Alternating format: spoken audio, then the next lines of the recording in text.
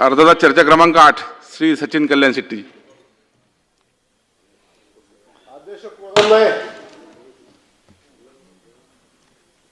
बोलतो मग सांगतो नंतर त्याचं रुलिंग नंतर देतो गोरे साहेब झाल्यावर. घ्या मांडा. अध्यक्ष महोदय, आपण आपल्या जागेवर बसा. इकडे या मंत्री महोदय. अध्यक्ष महोदय, आज या अर्धा तास चर्चेवर मी एक महत्वाचा विषय सभागृहाच्या माननीय कृषी मंत्र्यांच्या या विषयावर लक्ष वेधू इच्छितो. अध्यक्ष महोदय, आता मागच्या प्रश्नावर दुधाच्या भेसळीवर किती वेळ चर्चा चालली, त्याला मोका लावायला पाहिजे, त्या भेसळीवाला त्यांना अटक लवकर व्हायला पाहिजे, त्यांची टीम वाढवायला पाहिजे. अध्यक्ष महोदय, खरं आहे अशा भेसळीवर कारवाई व्हायला पाहिजे, मोका लागायला पाहिजे. ही जरी गोष्ट खरी असली तर अशा अनेक गोष्टी या समाजात आहेत ज्याच्याकडे आपलं लक्ष नाही. अध्यक्ष महोदय, माननीय कृषी मंत्री हे स्वतः शेतकरी आहेत, शेतकऱ्यांच्या प्रश्नाची जाण असलेले नेते आहेत.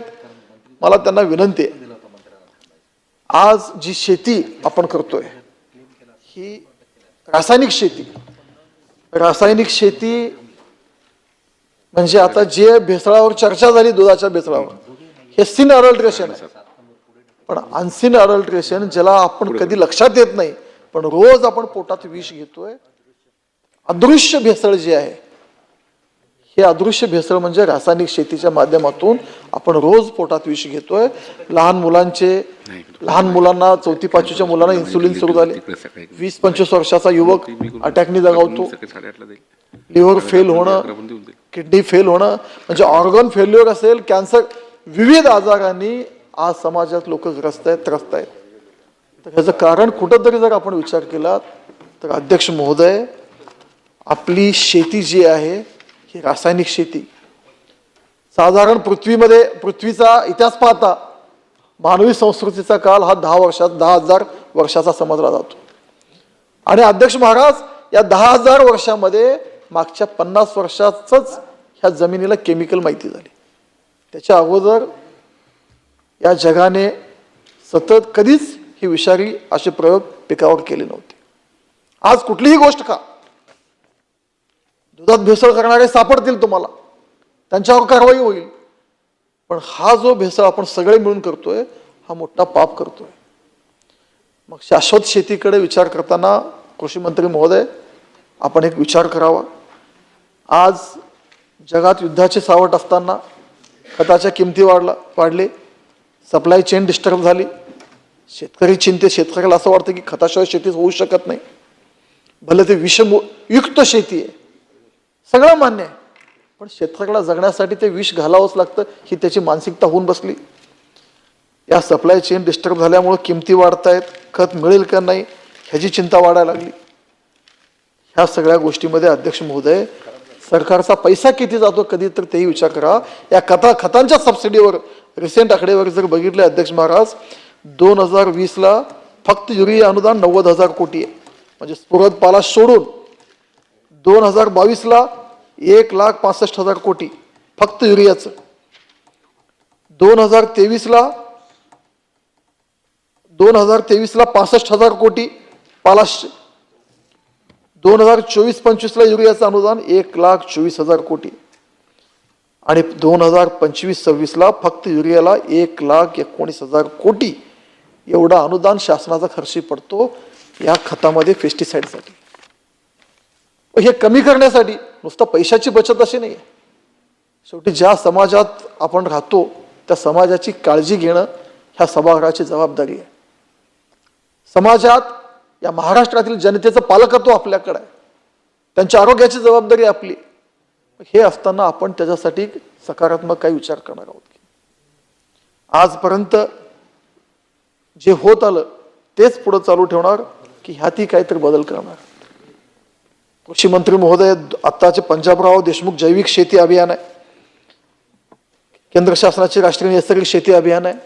आता पंजाबराव देशमुख शेती अभियान जवळपास बंद असल्यासारखं आहे.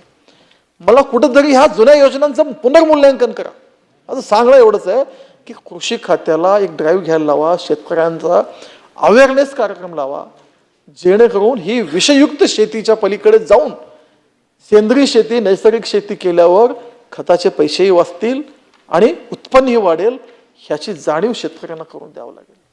आणि ह्या अशा योजना जे पूर्वीच्या आहेत त्यात काहीतरी कटल करा, त्यातल्या कमी करा आणि अशा योजनेतून कमी करून मी जे सूचना आता सरकारला मांडत आहे अध्यक्ष महाराज, जो गोवंश आपला जो देशी गोवंश आहे त्याच्या पाठीशी तुम्ही राहा. देशी गोवंशाचं महत्व सगळ्यांना माहिती आहे. आज शेतकऱ्यांची अडचण अशी आहे की फक्त गायीसाठी उपयोग करतो, त्याला वाटतं की गाय भाकड झाली की हे गायीचं महत्व संपलं आणि शेतकऱ्याची बिचाराची परिस्थिती ती पोसायची नसते. आज देशी शेणाची ताकद जर बघितलात तर अध्यक्ष महाराज, एका ग्रॅममध्ये जवळपास 300 कोटी जीवाणू या देशी गाईच्या शेणामध्ये मिळतात, जे की म्हैस आणि संकरित गाय आहे त्याच्या कितीतरी पटीनं जास्त आहे.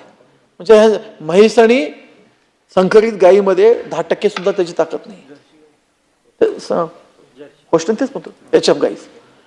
खऱ्या अर्थाने आपल्या ज्या देशी गाय, या महाराष्ट्रात जे देशी गोवंश आहेत ते खिलार असेल, देवणी असेल, डांगी असेल, गवळाव असेल, गुजरातची गीर असेल, ह्या गोवंशाला पाठबळ देणं शेतकऱ्यांना गरजेचं आहे. ह्यातल्या पण काही जाती अशा आहेत की ती जात आपण ह्याला पेरणीला किंवा मशागतीला वापरू शकत नाही, म्हणजे त्याचे खोंड वापरू शकत नाही. मग काय करतात शेतकरी? खोंड विकून द्या. कुठं जातात, काय जातात? गोवंश हत्याबंदी आला म्हणून कुठंतरी हे जनावर वाचायला लागलेत, नाही तर पूर्वी तरी सगळे कत्तलखान्यावर जात होते. प्रश्न घ्या अध्यक्ष महाराज, मला विनंती आहे की कुठंतरी गांभीर्याने सरकारने याकडे लक्ष द्यावे आणि खरोखर कृषी मंत्र्यांना, ते शेतकरी नेते आहेत, आमच्या जिल्ह्याचे पालकमंत्री राहिले, शेजारी जिल्ह्याचे, त्यांनी या गोष्टीचा अभ्यास करावा आणि त्यांच्या नेतृत्वाखाली या राज्यासाठी एक चांगला प्रोग्राम ह्याच्यासाठी आखावा. गोवंश ज्यांच्याकडे आता गोवंश खूप कमी आहे महाराज, अध्यक्ष महाराज, मागच्या 10-20 वर्षात बघितलात तर मी खेडेगावात राहणारा माणूस आहे, 10% जनावर शेतात गावात राहिले नाहीत. मग का राहिले नाहीत? यांत्रिकीकरण वाढलं. आपण खूप चांगल्या योजना दिल्या शेतीसाठी, वीज बिल मोफत दिलं, मशिनरी दिलं, इरिगेशनचे कामं पूर्ण केले, MSP देतोय, FRP वाढवतोय, हे सगळं चांगलं करतोय.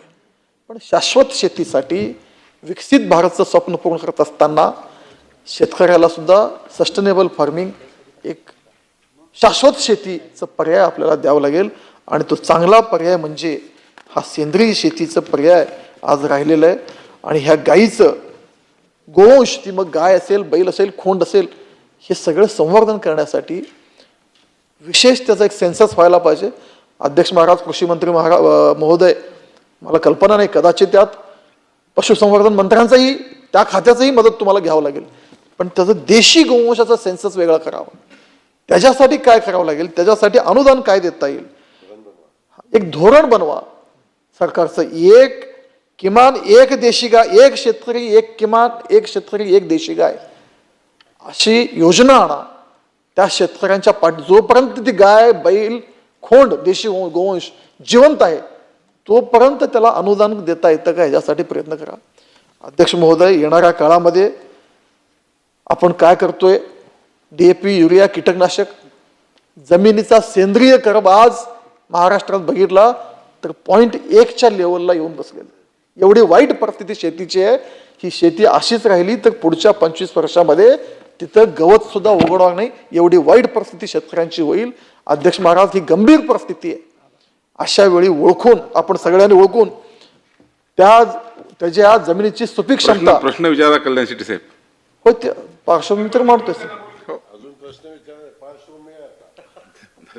10 मिनिटं अरे अध्यक्ष महोदय, चर्चेचा विषय समजून, महत्व समजून घ्यायला पाहिजे. डेव्हलप करताय तुम्ही, डेव्हलप केलंय, आता प्रश्न घ्या, कंटिन्यू घ्या. तर अशा वेळी, अशा गोष्टींमध्ये आपण मगाशी त्या अडल्ट्रेशनवर, ती अडल्ट्रेशन महत्वाचं आहे, त्याच्यावर लक्ष घेणं गरजेचं आहे. पण जे अडल्ट्रेशन आम्ही तुम्ही सगळे मिळून करतोय, त्या पापात आम्ही तुम्ही सगळे मिळून सहभागी व्हायला लागलो. जे माहिती नाही, समाजातला प्रत्येक माणूस आज पोटात विष घ्यायला आहे, त्याच्यामुळे खूप सारे प्रश्न वाढायला लागलेत. मला एवढीच विनंती आहे की सरकारने या बाबतीत काय धोरण करणार आहे, अशी एक योजना आणवा की बैल त्याची काम करण्याची क्षमता जरी थांबली तरी तरी जगवायची जगवण्यासाठी शेतकऱ्याच्या पाठीशी राहायला पाहिजे. जी गाय आहे, जी गाय भाकड झाली तरी शेतकऱ्याच्या पाठीशी आपण राहायला पाहिजे, कारण त्याचं गोमूत्र आणि त्याच्या शेणावर त्याची शाश्वत शेती होणार आहे. शेतकऱ्यांना खताचे पैसे वाचणार आहेत, शासनाची सबसिडी वाचणार आहे आणि लोकांना चांगलं विषमुक्त अन्न हे शेतकऱ्यांना लोकांना समाजाला मिळणार आहे. त्यासाठी माननीय मंत्री महोदयांनी सरकारने विचार करावा आणि त्या बाबतीत काय करणार आहेत ह्याचं उत्तर मंत्री महोदयांनी द्यावं. मंत्री महोदय. अध्यक्ष महोदय, खरं तर सचिन कल्याण शेट्टी साहेबांचं मी खरंच आभार मानतो की त्यांनी आपल्याला सेंद्रिय शेती आणि नैसर्गिक शेतीचं महत्त्व भविष्यामध्ये किती महत्त्वाचं आहे आणि आपल्याला याकडं शेतकऱ्यांना वळवावं लागेल आणि यासाठी सरकार म्हणून आपण निश्चित प्रकारे त्या बाबतीमध्ये आपलं धोरण आखलं असलं धोरण आपलं तर आहेच, पण अजूनही त्यामध्ये काय सुधारणा करणं गरजेचं आहे.